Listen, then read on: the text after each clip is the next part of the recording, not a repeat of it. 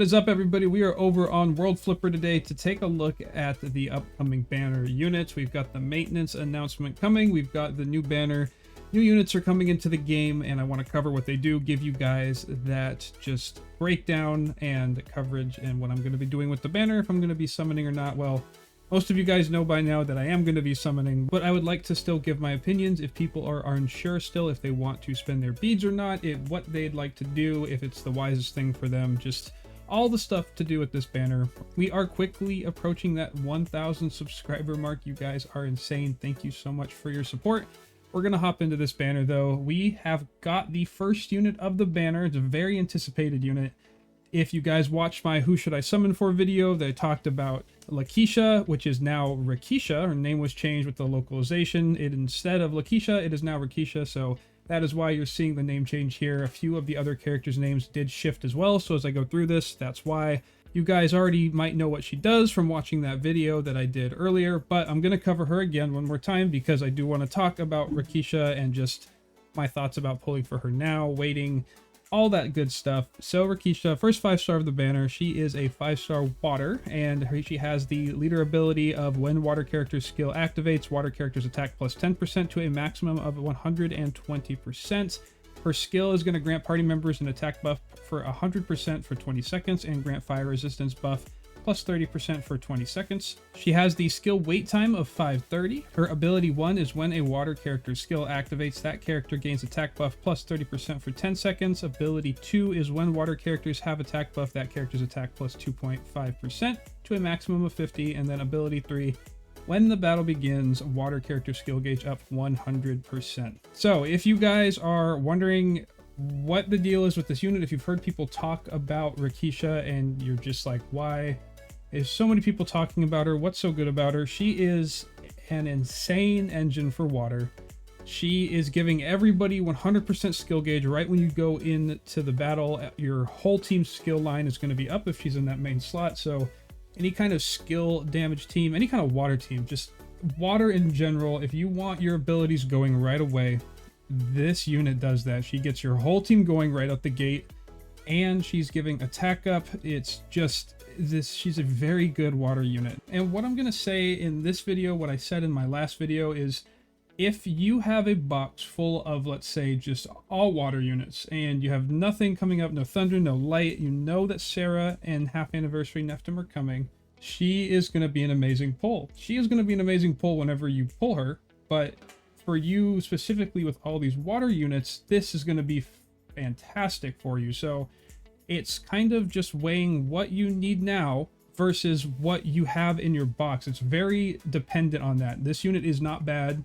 I don't think one is better than the other in the terms of these big units coming out. I do think it's dependent on what you personally have in your account. In terms of necessary content requiring water, it's not for a long time. The next big event that we have that's going to come out, we've got the Hermit Crab EX, the Hermit Crab Godly difficulty is going to come, and that's going to require Thunder teams to be efficient. And so Sarah is the next unit in line. So if you're trying to decide if you have equally good Thunder water boxes, and you might want to save for Sarah and pull for Rakisha later, or you might want to pull for Rakisha and Sarah, or you might not want to pull for either. It's totally up for you. I just want to make sure that you guys have this knowledge out there and you are making the best decision based on your needs and what box you do currently have. For me, if I was managing my stones and I wasn't just summoning on every single banner that came out for YouTube content, I would probably save for Sarah and try to pull Rakisha and Sarah together. Even though Rakisha's not going to be on rateup, she is a non-limited unit, so she'll be added to the general pool after this banner. So trying to pull for Sarah, you have a chance at getting Rakisha, not on rateup, but she'll be in there.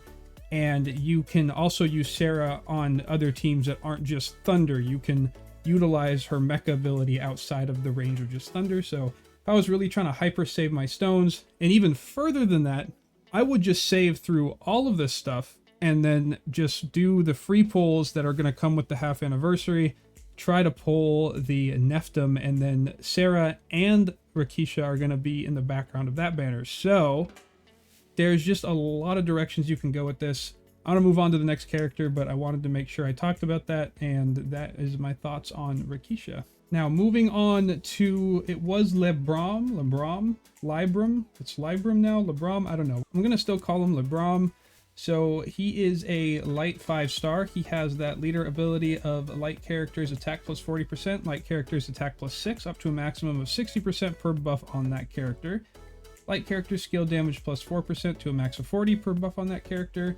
His skill is going to be deal light damage 27 times to enemies hit, plus when a blade hits an enemy, grant self attack buff 7 times, plus 11 through 19% for 15 seconds. And you can see with the skill preview here that he has this kind of little weapon closet that opens up and all these swords pop out and they hit the enemies around him. And so it'll just vary depending on how the stuff is hit there. He has the skill wait time of 450. The ability 1, when a light character skill activates, own skill gauge is going to go up 10%. And then ability 2, while own HP is at or above 99%, his own skill damage is going to be up by 150%. And then for each buff on self, own skill damage plus 15% to a maximum of 240%. So if you're trying to make this light team, you're using Zelts to pull damage away from Libram himself, and then you're going to be buffing him. You're getting buffs on your whole team. You're accelerating light skill gauges. He is an interesting unit. I mean, he is definitely not the unit I would say to dive into this banner for. You are trying to pull Rakisha 100%. If you were like summoning on this banner, you're trying to pull Rakisha, and then you're also, if you're lucky, trying to grab Libram at the same time. I'm going to try to grab both if I can. I'm not sure how these summons are going to go, but we'll see how it is. I'm going to be very happy if I do pull him. There's some builds I want to try that just kind of mess around with this unit. Some off-meta fun stuff with him. But he is the second 5-star, but Rakisha is definitely above him on this banner in terms of usefulness and just pure tier. Moving on to the first 4-star of the banner, I'm very excited for this unit. We have Mizuchi. Mizuchi is a 4-star water unit. She has the leader ability of water characters direct attack damage plus 50% and direct attack damage against enemies with poison debuff plus 80%. She has the skill of dealing water damage 13.5 times to enemies hit, plus inflicts poison debuff 6,000, 30 seconds, and removes 1 buff. She has the skill wait time of 500. The ability 1 of water characters attacking against enemies with poison debuff plus 30%, and direct damage against enemies with poison debuff plus 20%. Ability 2 is leader damage dealt to enemies with poison debuff plus 15% and leader attack plus 10%. And then for her ability 3, when Mizuchi is in that main slot, when battle begins, own skill gauge plus 50% and water characters direct attack damage to enemies with poison debuff plus 100%. So if you guys had a chance to watch my little fun water poison build I did yesterday, I'll throw that up here somewhere. So if you guys haven't seen that and want to check that out, it's a fun little off-meta team, but this is going to fit in that team. It's going to fit in a lot of just poison teams very, very nicely. This is an awesome 4-star for poison kind of teams, poison-based debuff teams. You are getting extra damage against poison debuffed characters. Your leader is getting buffed. You're getting your direct attack damage up. You are removing a buff from your target.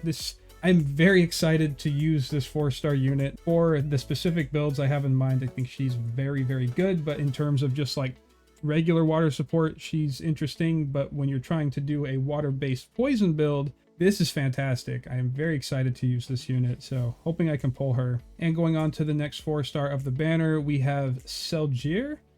And I think the Japanese translation of his name was Sergil. I might be mistaken on that, but it's now Selgir. I'm just going to go with it. We've got him as a dark 4-star. Leader ability is dark character's skill damage plus 60%, light resistance plus 15%. His skill is going to be deal dark damage 19 times to enemies hit. Damage will then scale based on relative distance between shooting and enemy positions up to 50%, and then removes 1 buff. He's going to have the skill wait time of 440. Ability 1, when dark character's skill activates, that character's skill damage is going to go up by 25% to a maximum of 75. And then his ability 2 is going to be every 4 enemies defeated, heal character with the lowest HP ratio by 5% of your maximum HP for up to 30 times. He's in that main slot when own skill activates. Receive damage in place of other characters for 15 seconds, and then grant self light resistance buff 100% when self revives. Heal 15% of own max HP. So he's kind of this tanking unit that heals while also buffing and giving skill damage and doing damage himself based on distance. He's an interesting unit. He's cool. I want to try builds with every unit that comes out and eventually just put them into something and see how they work. So I'm excited to pull him. That's what he does. And then on to the 3-star of the banner, we have Vargen, which I think before his name was Bargen, but it is now Vargen. So he's the 3-star Thunder unit. He has the leader ability of power flip damage plus 70%. His skill is going to deal thunder damage 18 times to enemies hit, heal 6% to self, and then effect is going to be enhanced on thunder characters by an extra 50%, and grant power flip damage buff 75% for 10 seconds. He has that skill wait time of 520. Ability 1, while own HP is at or above 80%, he's going to get 30% power flip damage, and then when he gets weaker with his ability 2, while own HP is at or below 50%, you're going to be getting power flip damage up by 60%. So the weaker you are, the more power flip damage bonuses you're getting. And then his ability 3, when the battle begins, self receives damage equating to 50% of max HP and grants self water resistance buff plus 400% for 30 seconds. When own HP is at or below 50%, receive damage in place of other party members for 30 seconds. So he is sacrificing 50% of his HP to pull party member damage away from him, and then you're going to be healing when you activate your skills. So he is a very interesting 3-star unit. Some power flip support for thunder while also giving you water resistance, and is also going to be pulling damage away and tanking for your team and healing himself. So it is going to be just quite interesting to see how I can utilize Vargen. But in terms of this banner, if you should be going in, like I said, the champion of this banner is Rakisha. She is going to be a good water unit for a very, very long time. And if you do have the water box to support this unit, this is something that you want to pull. You just love running water. That's your thing. This is the banner to pull on. If you want to wait and hold off, try to pull Sarah and Rakisha at the same time. Sarah's coming after this banner. If you want to try to pull both on the half anniversary banner in the future, you can just really manage your beads and kind of pick and choose what you want to do. But once again, if you have an equal box of light thunder water units, I think going in on Sarah's banner is wiser if you're trying to really manage your beads, because you have a chance at Sarah and Rakisha. They're both going to be in the banner since they're not limited units. Sarah will be the one on rateup in the future, and Rakisha will just be in the background of the banner. But as you guys saw in my summoning videos in the past, I was pulling Rolfs on the non-Rolfs banners. I was pulling Celine's and Shiwei's on the banners that weren't Celine and Shiwei. So like, you have a chance always of getting the other units in the future, like I have many times already. So want to thank you guys for stopping by, watching the video. If you do choose to summon, I wish you luck. I'm curious what you guys decide to do. If you're choosing to summon now, if you're choosing to wait for Sarah, wait for the half anniversary, let me know down below. If you're new here and you're looking forward to just more of the World Flipper content coming in general, smack the sub button. Once again, guys, if you hit that thumbs up, it will bring my rates up. See you guys in the summon videos tomorrow. Peace.